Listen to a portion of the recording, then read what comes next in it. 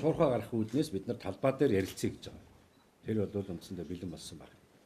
40 гаан дээр бол одоо та нар хэдэн жил хийх юм тийм биз дээ. Би түрүү хэлсэн. Тийм учраас энэ тал дээр бол ярилцлага явнаа. Нэмэгдэл хүч барилгын бусад компаниудыг оролцоог бол ханганаа. Инхээс өөр арга байхгүй.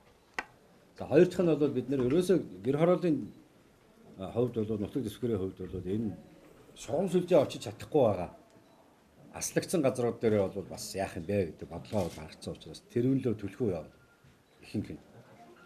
Та нарын одоо энэ ороод ирсэн энэ бол аюу амархан. Дэд үтс рүү шууд хөрөнгө хийгээл бид нар бол энийг ажлыг эхлүүлэхдээ сайн ярилцаад тэгээд та нараас үр дүнгээ асуун. За чи ингээд ийм дутагдж байгаа хөрөнгөний оруулалтыг хийхэд чи иргэжил хэдэн барилга барьж иргэд орчих вэ гэдэг баталгаагаа бид нар сайн хаана ойлгох хэрэгтэй байл. Хот ойлгодог, та нар ойлгодог ийм байж иж энэ ажлыг явахгүй бол үр дүнгүй байна. Буруу ихсэн байна гэдэг би түрүү хэлсэн тийм ээ. Уг нь бол та нарт байгаа энэ боломжийг шууд дэд үтс рүү яг өнөөдрийн шиг ингээд шийдвэр гаргаад дэд үтс рүү хөрөнгө хийчихэд дараа нь за одоо та нар бол ор гэсэн бол тэгээд энэ ажил маш хурдан явах гэж.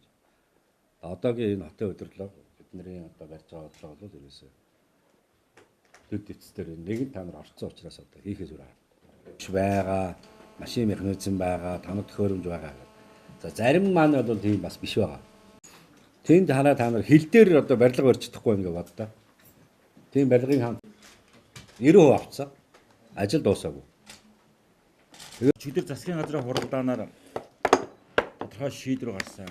Энэ бол нийслэлийн гэр хорооллын хөгжлийг түргэхэд санхүүгийн их усүрийг шийдсэн ийм шийдвэр гарсан. Барилгын сайд тааханд бол танилцуулсан баг. Ер нь бол энэ орон сууцчлах үйл ажиллагаа иргэдийг орон сууцаар хангах үйл ажиллагаа бол ингээд бусад орнуудын туршлагыг хараад тагаад бол энэ үндэсний хэмжээний томоохон тийм аян болж ээж бүх нийтээрээ энэ рүү оролцож шийдвэрлэгддэг ийм одоо ажил юм а гэдэг бол бид хүмүүс гадаад орнд туршаад байсан. Жишээлбэл Сингапур байна, Солонгос байна.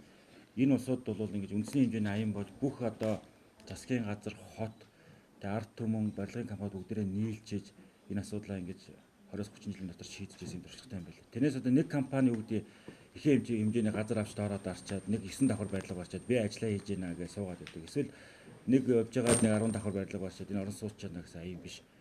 Бүр ингэж үндэсний хэмжээний хувьсгалын шинжтэй аян өрнүүлж энийгээ гүйцэтгэх юм а гэдэг ийм юм бол бас бидний гадныхантай уулзалт хэлж байгаа. Тэгэхээр өнөөдөр Монгол Улсын засгийн газраас бол энэ гэр хорооллын барилгажуулах, орон сууцлах асуудлаа нэлээ одоо энэ 4 жилийн хугацаанд бол томоохон одоо дэмжлэг үзүүлэх зүйтэй юм а гэж үзэж өчигдөр бол гэр хорооллыг орон сууцад тулгарч байгаа асуудлын талаар санхүүгийн эсвэрийн шийдэх юм томоохон асуудлыг шийдсэн байгаа.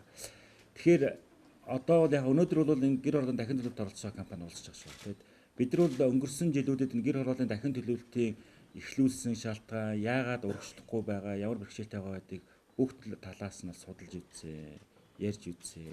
Тэгээ хэд хэдэн янз бүрийн шалтгаан байгаа. Нэгдүгээрс төр захиргаа буюу нийслэлийн сацрааны байгууллагаас анх эхлүүлэхдээ туршлага судалгаа муутай эхлүүлсэн юм байж байгаа. Хоёрдугаар компаниудын санхүүгийн чадварын асуудал байж байгаа. Олон хүчин зүйлс хамаарч байгаа. Гуравдугаар нь зохион байгуулалт буюу нөгөө гэр хорооллыг яаж дахин чөлөөлөх, тэр чөлөөлөлт нь төр захиргааны байгууллагууд, компаниуд иргэд ямар хэмжээнд оролцох юм байх ингээд бүх асуудлаа иж бүрнээр судал шийдээгүй байж байгаад эхэлсэн. Одоо ингээд уламжлаад зогсчод байгаа юм байж байгаа л да. Тэгээд манай яам хотын холбогдох байгууллагууд та бүхэнд зөндөө уулзаж ярилцсан. Тэгээд тэр миний яриад байгаа тэр дахимжийн тухай асуудал гарсан байж байгаа. Судалгаа хийгээд үзэхээр одоо яг ингээд төлөвлөсөн байгаа талбаруудад зайлшгүй шаардлагатай дэд үтцийг гүйцээж барихад 70 орчим сая долларын хөрөнгө оруулалт хэрэгтэй гэж. Энэ бол 150 200 тэрбум төгрөгийн асуудал. Тэгээд энэний санхүүгчдийн их усүрийг нь бол энэ үлдэж байгаа жилүүд бол шийдвэрлээд явчих юм болцоотой байж байгаа. Тэгэхээр одоо хотын зүгээс, төрийн зүгээс дэд үтцийн асуудлыг шийдвэрлэх юм бол тэрийг хизээ барилгажуулах юм бэ? Нэг компаниг хараад одоо 10 жил, 20 жил дэжээр 1000 айлын сууц барих юм аа, 2000 айлын сууц барих юм аа яагаад байгаа юм уу? Монголд байгаа бүх барилгын компаниуд бүгдээрээ ороод хямд өртөгтэй сууцыг маш богино хугацаанд барих юм гэдэг асуудлыг шийдэх хэрэгтэй. Тэгэхээр энэ дээр бид нар талбарууд дээр байгаа газар эзэмшиж байгаа компаниудаар газар эзэмшлийн асуудлыг дахиж ярилцахаас өөр арга байхгүй. Тэрнээс нэг 100 хүнтэй 500 хүнтэй нэг барилгын компанийг хараад тэр том газрыг чөлөөлчөөд тэр үнэтэй дэд бүтцийг чөлөөлчөөд бид нар 10 жил хөдөөж чадахгүй. Тийм учраас зайлшгүй ярахаас өөр арга байхгүй. Тэгэхээр бид нар бол энд дэд бүтцийн асуудал шийдэн дараа нь яг компаниудын хүчин чадал тохирсон хэмжээгээр нь тэр газрын эзэмшүүлээд ямар компани хэдэн жилийн хугацаанд бидний мөрийн эрхийн 3 жилийн хугацаанд хичнээн барилга хэдэн орон сууц барьж чадах юм бэ гэдгийг барих гэж байна. Хоёрдугаарт одоо төлөвлөгдөх орон сууцнууд бол бүгдээрээ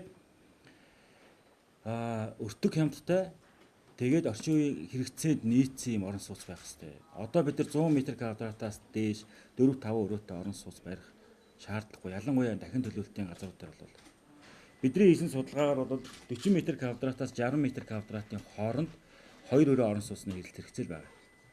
Тэгээ Солонгос бол юу гэдэг 22 м2-аас орон сууцх ажиллаа эхэлсэн. Сингапур мөн бас нэг 24-5-аас эхэлсэн. За монголчуудын хувьд бол би 40-40-60 м2-тай тэгээд боломжийн хэмжээний орон сууцтай болцооны үнэтэй ийм орон сууцнууд байх хэрэгтэй гэсэн бодлого байна нийслэлийн зүгээс бол. Тийм учраас одоо баригдах барилга бол ийм маягаар баригдана. Өнөөдөр Улаанбаатар хотод байгаа энэ борлогдохгүй байгаа гэж та нар яриад байгаа сууцнууд бол үндсэндээ тансаг зэрэглэлийн гэж болох 100 м2-аас дээш 3-4 өрөө ийм сууцнууд байгаад. Тэрийг нь авъя гэхлээр ард түмч мөнгөгүй байна. Өөрчлөгөө өгөх мөнгөгүй байна. Тэр том квадраттай байранд 40-50 сая төгрөгийн өөрчлөгөөд ордог хүн гэж ерөөсөө алга. Тэгэхээр одоо бол барилгын компаниуд бол тэрлүү явна гэсэн бодолтой байж. Тэгээд дараачийн нэг юм нь бол бид нар энэ одоо өндөр давхрын орон сууцыг ингээд саяны төлөвлөсөн байгаа газруудаа хойно дараачих нь одоо тэр барилгын сайт хэлсэн сервис центр бүхий төвүүдийг барьж явуулна. Энэ дээр бас манай барилгын компанид оролцох хэрэгтэй. 200-аас бид нар нэг 500 айлын хооронд төлөвлөөд энэ дээр бас хөрөнгөний их усруу шийдсэн байж. Тэгээ энэ дээр бас одоо манай иргэд өөрсдөө зохион байгуулалтад барилгын сервистэй өргөдөлмөрүүдээ гаргаад байгаа. За бид нар ингээ 200 айл бэлэн болчлоо. Газраа чөлөөлөх бэлэн байна. Газраа дахин төлөх бэлэн байна гэдэг. Энэ рүү манай компаниуд бас орох юм бол бид нар санхүүгийн дэмжлэг үзүүлээ явуулна. Энэ бол одоо алслагдсан гэр хорооллын бүсэд. Гэхдээ энэ бол шинээр суурьсан биш.